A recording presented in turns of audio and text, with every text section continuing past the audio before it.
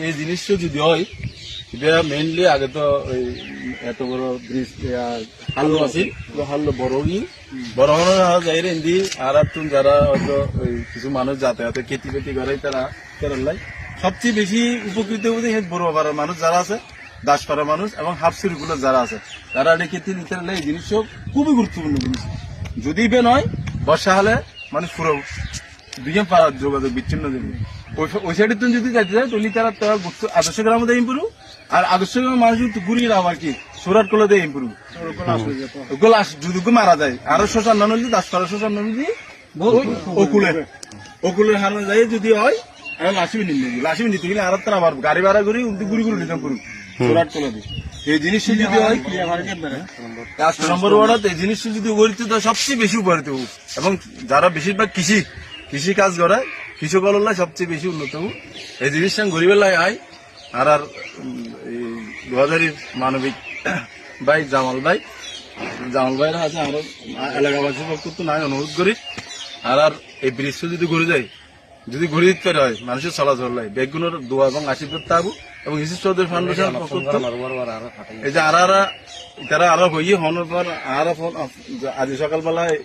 দাসপাড়া বুড়ো পাড়া মানুষ সকাল হারা গিয়ে আর সাথে সাথে জিনিস জামাল ভাই আজ আইন নেবার অসুস্থতার কারণে ও দুজন প্রতিনিধি পাঠাইয়ে আজম এবং সেক্রেটারি পাঠাই ওরা জিনিসখানে আরা বিস্তারিত ভাবে এখন সরজমিনে আনে দেখায় এই জিনিসটা নাই সেক্রেটারির মাধ্যমে আই জামাল ভাইরা বেশিরভাগ অনুযায়ী দিয়ে জিনিসটা খুব দ্রুত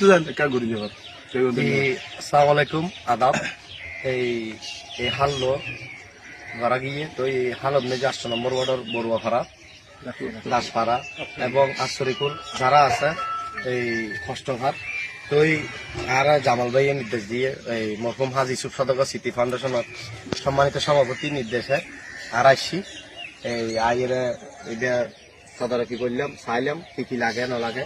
এই দাদা পলাশ দাদারা লই কৃষ্ণ দাদারা লই আশিক দাদারা লই আরো যারা আছে সুমন তারপরে